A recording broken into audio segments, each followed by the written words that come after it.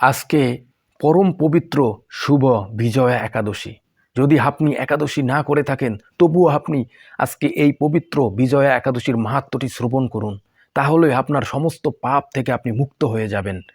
শাস্ত্রে বলা আছে, কেউ যদি ভক্তি ভরে শুধু কেবলমাত্র একাদশীর দিনে এই একাদশী মাহাত্ম্য শ্রবণ করে, তবুও সে সমস্ত পাপ থেকে মুক্ত হয়ে সে স্বর্গলোকে গমন করবে। তাই আসুন, ভক্তি ভরে এই একাদশী মাহাত্ম্যটি শ্রবণ করুন।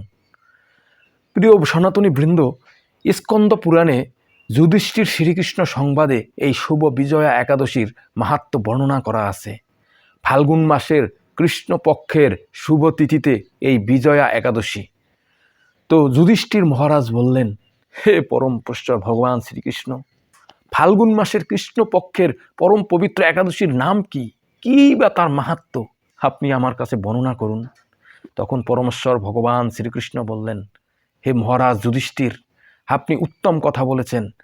আমি আপনাকে স্কন্দ পুরাণ থেকে এই বিজয়া একাদশীর মাহাত্ম্য বর্ণনা করছি, আপনি শ্রবণ করুন। পরমেশ্বর ভগবান শ্রীকৃষ্ণ বললেন, হে যুধিষ্ঠির, এই একাদশী বিজয়া নামেই পরিচিত। এই একাদশী সম্পর্কে একসময় দেবর্ষি নারদ স্বয়ম্ভু ব্রহ্মাকে জিজ্ঞাসা করেছিলেন। তিনি এই প্রসঙ্গে যা বলেছিলেন তা আমি এখন তোমাকে বলছি। এই পবিত্র পাপ বিনাশকারী ব্রত মানুষকে জয় দান করে বলে বিজয়া নামে প্রসিদ্ধ। পুরাকালে শ্রী রামচন্দ্র 14 বছরের জন্য বনে গিয়েছিলেন।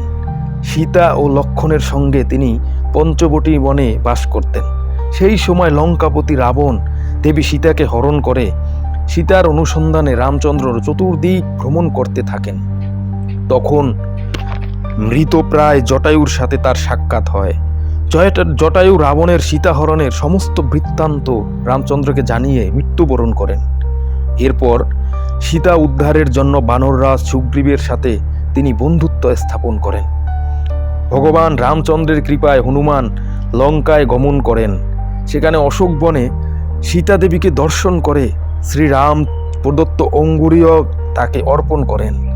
ফিরে এসে শ্রী রামচন্দ্রের কাছে লঙ্কার সমস্ত ঘটনার কথা ব্যক্ত করেন।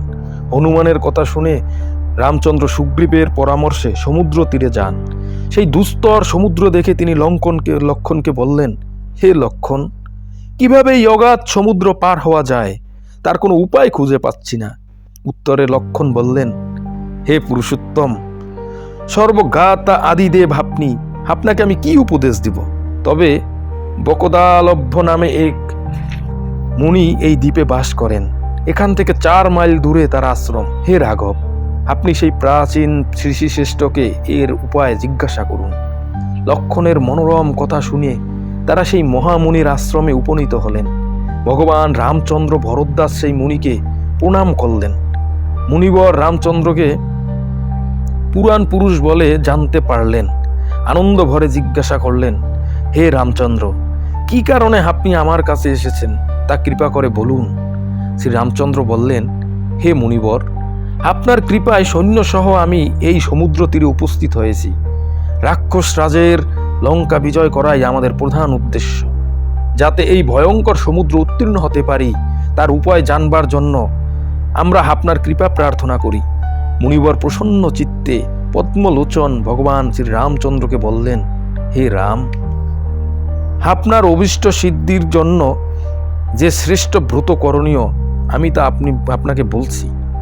ফাল্গুন মাসের কৃষ্ণপক্ষের বিজয়া নামক একাদশী ব্রত পালনে আপনি নিশ্চয়ই সৈন্যসহ সমুদ্র পার হতে পারবেন। এই ব্রতের বিধি শ্রবণ করুন। বিজয় লাভের জন্য দশমীর দিন সোনার, তার রূপা, তামা অথবা মাটির কলস সংগ্রহ করে তাতে জল ও আম পাতা দিয়ে সুগন্ধি চন্দনে সাজিয়ে তার উপর সোনার নারায়ণ মূর্তি স্থাপন করবেন। একাদশীর দিন যথাবিধি প্রাত স্নান করে কলসের গলায় মালা চন্দন পরিয়ে উপযুক্ত স্থানে নারকেল ও গোবাক দিয়ে পূজা করবেন। এরপর গন্ধ, পুষ্প, তুলসী, ধূপ, দীপ, নৈবেদ্য ইত্যাদি দিয়ে পরম ভক্তি সহকারে শ্রী নারায়ণের পূজা করে হরিকথা কীর্তনে সমস্ত দিন যাপন করবেন। রাত্রি জাগরণ করে অখণ্ড ঘি প্রদীপ প্রজ্বলিত রাখবেন।